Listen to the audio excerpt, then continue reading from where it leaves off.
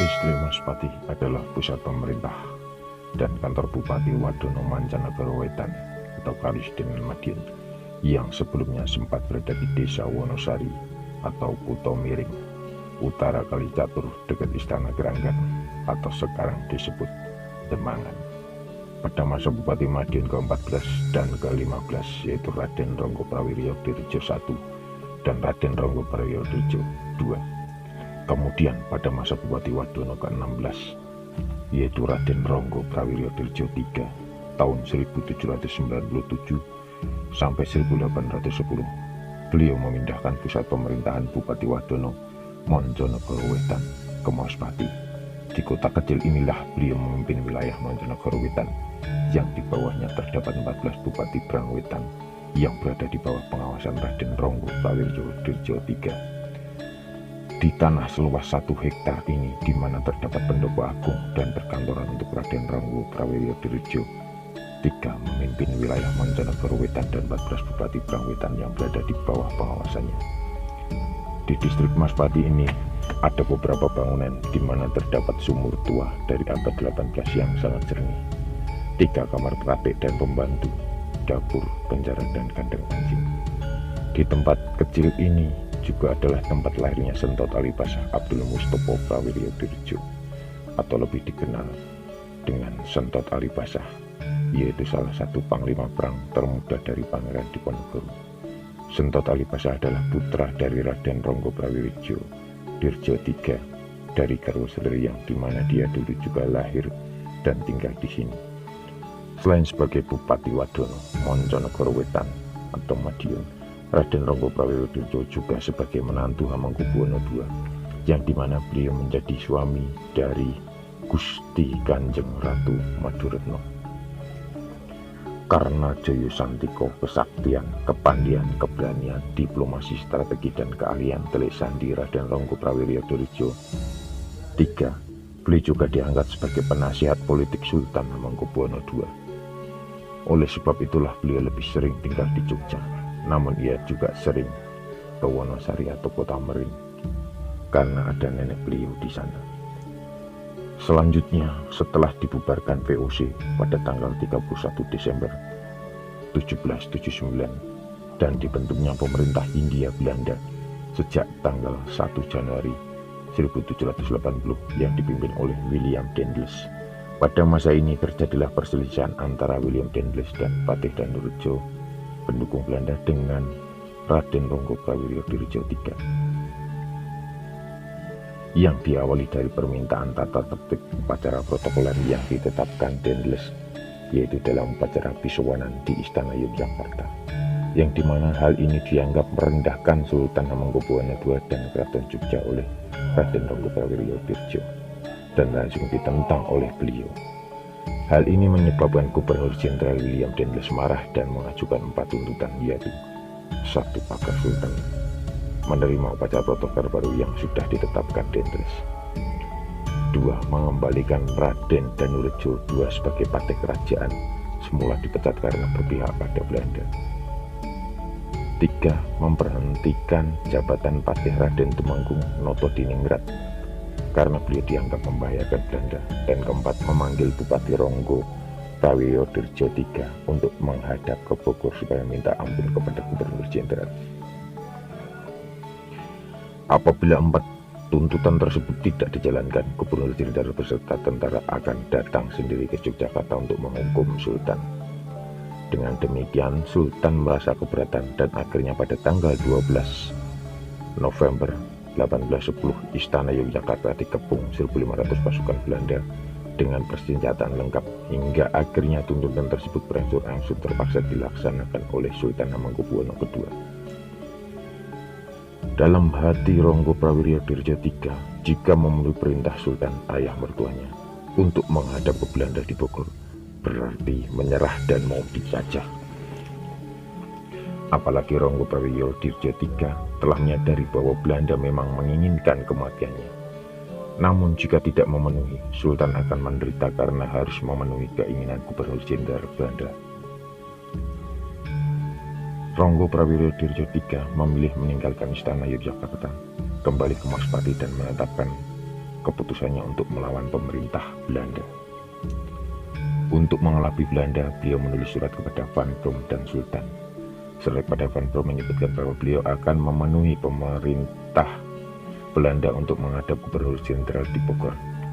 Adapun surat khusus kepada ayahandanya Sultan Hamengkubuwono disampaikan melalui Tumenggung Notodiningrat dan Tumenggung Sumodiningrat. Ronggo Prawiryo Dirjo III akan mengadakan perang gerilya terhadap Belanda di wilayah Mancanegara Timur. Selanjutnya, beliau minta agar istananya dijaga dan jembatan-jembatan yang menuju Kabupaten Madiun agar dirusak. Beliau juga minta agar rencananya itu diberitahukan kepada Sultan agar mendukung perlawanannya terhadap Belanda. Tanggal 20 November 1810, Bupati Madiun memproklamasikan perang melawan pemerintah Belanda. Mendengar pernyataan tersebut, Dendels sangat terkejut. Maka tanggal 21 November 1810, Ronggo Prawiryo Dirjo III tiba di Maswati diikuti oleh 300 prajurit Yogyakarta, dan perjalanan beliau telah mengadakan pengerusakan dan pembakaran di Surakarta yang dianggap kaki tangan Belanda. Beliau menyerukan ajakan pelanan terhadap kekuasaan Belanda kepada semua rakyat mancanegara wetan dan masyarakat Tionghoa.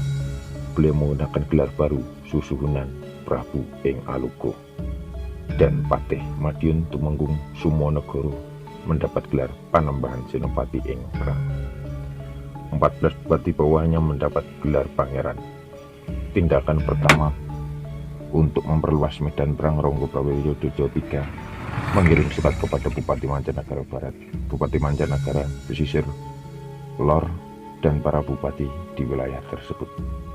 Isi surat itu adalah agar seluruh bupati di wilayah Kesultanan Yogyakarta dan Surakarta mengakui Ronggo Prawiryo Dirjo III sebagai Sultan Madiun dengan gelar Susuhunan Prabu ing Alugo. Agar seluruh bupati di wilayah Kesultanan Yogyakarta dan Surakarta menyokong perjuangan melawan penjajah Belanda di Nusantara. Agar orang laki-laki Jawa maupun Tionghoa yang militan bersedia masuk menjadi tenaga sukarela mengusir penjajah Belanda. Agar penduduk seluruh Nusantara mengetahui bahwa Belanda berusaha mengamankan posisi mereka di Nusantara atas raja-raja daerah. Guna terjaminnya kelangsungan hak monopoli Belanda yang menyusahkan kehidupan rakyat, maka dari itu untuk mengurangi perluasan kekuasaan segera dilawan sampai titik darah penghabisan. Raden Ronggo Prawiryo Dirjo terus bergerilya melawan Belanda hingga puncaknya pasukan beliau tinggal 100 orang dan harus berhadapan dengan pasukan keraton di bawah pimpinan Pangeran Dipokusumo atau saudara Pangeran Diponegoro dengan dibantu Letnan Paulus dan Sersan Liebertveld dengan 12 pasukan kavaleri.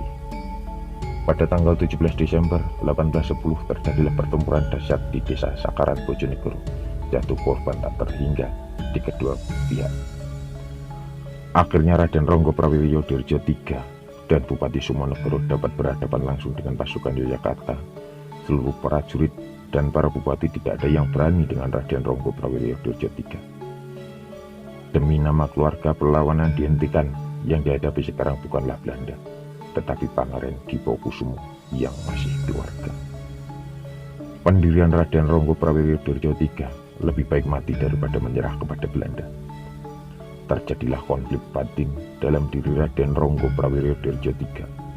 Pangeran Dipokusumo tidak berdosa, ia hanya menjalankan perintah kakeknya, Sultan Yogyakarta yang ditahan oleh Belanda. Apabila Pangeran Dipokusumo tewas, berarti Belanda amat senang karena duri yang berbahaya akan lenyap. Keinginan Belanda menguasai Keraton Yogyakarta segera tercapai. Dengan pertimbangan yang berat tersebut, Raden Ronggo Prawiryo Dirjo III memilih mati dengan pasukannya sendiri, yaitu tombak. Memilih mati dengan pusakanya sendiri, yaitu tombak sakti Kyai Blatar. Dengan perang pura-pura setengah hati melawan Pangeran Dipokusumo. Bahwa Pangeran Dipokusumo diperintahkan oleh Sultan menangkap Bupati Wedono Ronggo Prawiryo Dirjo III, hidup atau mati atas permintaan sendiri, beliau dibunuh dengan tombak pusaka Kyai Blatar oleh Pangeran Dipokusumo dalam perkelahian pura-pura antara seorang melawan seorang. Demikianlah Raden Ronggo Prawiyo Dirjo III menemui ajalnya sebagai korban Dendles, Bandung, dan Danurejo II. Bupati Madiun yang merangkap Bupati Wedono Monconegoro Wetan telah gugur sebagai Kusuma Bangsa pada tanggal 17 Desember 1810 di Desa Sakaran, Bojonegoro. Jenazahnya dibawa ke Istana Yogyakarta dengan upacara kebesaran. Beliau dimakamkan di makam Banyu Sumurup dekat komplek makam Imogiri. Lalu, atas pertimbangan keluarga, pada bulan Februari 1957 oleh Sultan Hamengkubuwono ke-9, beliau dipindahkan makamnya ke samping makam istrinya, yaitu Gusti Kanjeng Ratu Maduretno di Gunung Bancak, Magetan, setelah disemayamkan terlebih dahulu di Masjid Taman Madiun.